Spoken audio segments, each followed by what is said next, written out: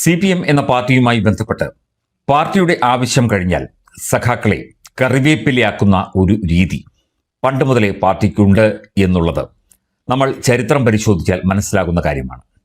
VS Achuthanandan, K Suresh Kurup, M Vijayakumar, G Sudhakaran, അങ്ങനെ എത്രയെത്ര നേതാക്കൾ. അതുപോലെ P ഗോവിന്ദപിള്ളയെ വരെ പുറത്താക്കിയ പാർട്ടിയാണ് ഇത്. VS അച്യുതാനന്ദനെ പുറത്താക്കാൻ തുടങ്ങിയ പാർട്ടിയാണ് ഇത്. A പത്മകുമാർ എന്ന ഒരു CPM നേതാവുണ്ട്. പത്തനംതിട്ട ജില്ലയിലെ മുതിർന്ന ഒരു നേതാവാണ്, ജില്ലാ കമ്മിറ്റി അംഗമാണ്. അദ്ദേഹത്തെ എല്ലാവർക്കും അറിയാം. ശബരിമല സ്വർണ്ണക്കേസുമായി ബന്ധപ്പെട്ട് ഏറ്റവും ഉയർന്നു കേട്ട പേരുകളിൽ ഒന്നാണ് മുൻ ദേവസ്വം ബോർഡ് പ്രസിഡന്റ് കൂടിയായ A പത്മകുമാറിൻ്റേത്.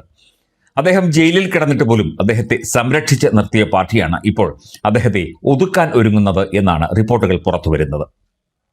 പത്തനംതിട്ട ജില്ലയിലെ ഏറ്റവും ശക്തനായ പിണറായി പക്ഷക്കാരനായിരുന്നു A പത്മകുമാർ.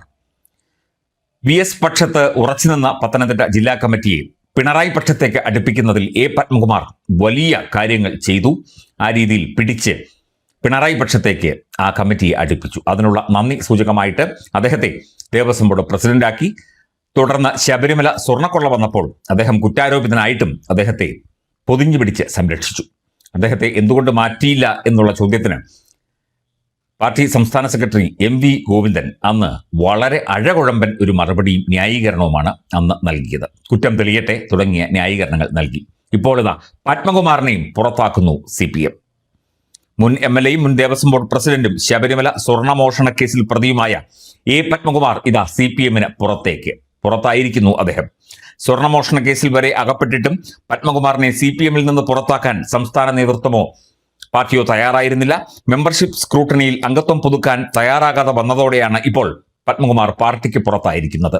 ഇതേ സംഭവ വികാസമാണ് G സുധാകരനും ഉണ്ടായത്.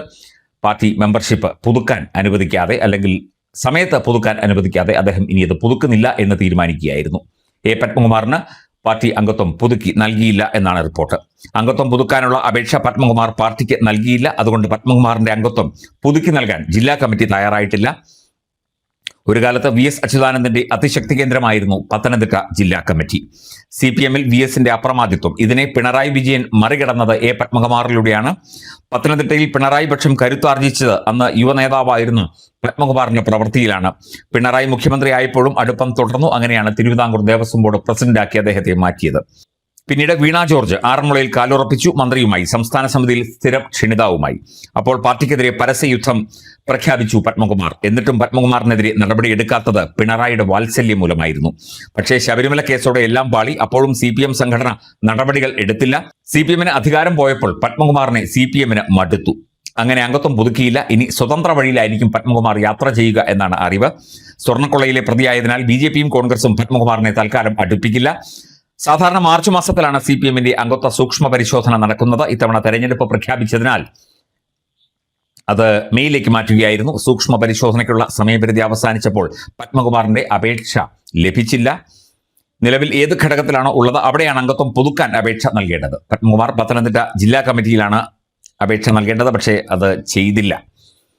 3 മാസത്തിനകം ജയിലിൽ കഴിഞ്ഞ ശേഷം മാർച്ചിലാണ് അദ്ദേഹത്തിന് കോടതി ജാമ്യം നൽകിയത്. ശ്രീകോവിലിന്റെ കട്ടളപ്പടിയിൽ പതിച്ചിരുന്ന സ്വർണം മോഷ്ടിച്ചു കടത്തി എന്നതായിരുന്നു അദ്ദേഹത്തിനെതിരെയുള്ള ഒരു കേസ്, പ്രാഥമികമായ കേസ്. എന്തായാലും CPM ഇത്തരത്തിൽ പലരെയും ഒതുക്കുകയും പൊക്കുകയും താഴ്ത്തുകയും ഒക്കെ ചെയ്യുന്ന പാർട്ടിയാണ്. അവരുടെ ആവശ്യം കഴിഞ്ഞു കഴിഞ്ഞാൽ, അവർക്ക് വേണ്ടി നിലകൊണ്ടില്ലെങ്കിൽ, അല്ലെങ്കിൽ അവർക്ക് എതിരെ എന്തെങ്കിലും ഒരു നോട്ടമെങ്കിലും നോക്കിക്കഴിഞ്ഞാൽ അവരെയൊക്കെ പാർട്ടിയിൽ നിന്ന് പുറത്താക്കും. അവരെയൊക്കെ നൈസായി ഒഴിവാക്കും. ഈ രീതിയാണ് കാലങ്ങളായി CPM പിന്തുടരുന്നത്. CPM ക്ഷയിച്ച് ഒരു പ്രത്യേക അവസ്ഥയിലെത്തി നിൽക്കുമ്പോഴും പത്മകുമാറിനെ പോലുള്ള ആളുകൾ, അദ്ദേഹം പ്രതിയായിരിക്കാം, അല്ലെങ്കിൽ അദ്ദേഹം സ്വർണ്ണക്കൊള്ളയിൽ പങ്കാളിയായിരിക്കാം, പക്ഷേ അദ്ദേഹത്തിന് ഉള്ള ഒരു പ്രാദേശികമായ ശക്തി എന്നുള്ളത് CPMന് ഇനിയും ബോധ്യമായിട്ടില്ല എന്ന് തോന്നുന്നു. അദ്ദേഹത്തിന്റെ കൂടെയും ആളുകൾ ഉണ്ടായിരിക്കും. അപ്പോൾ A പത്മകുമാറും ഇതാ പാർട്ടിയിൽ നിന്ന് പുറത്തേക്ക്. അടുത്ത വെട്ടിനിരത്തൽ, അടുത്ത ഒതുക്കൽ.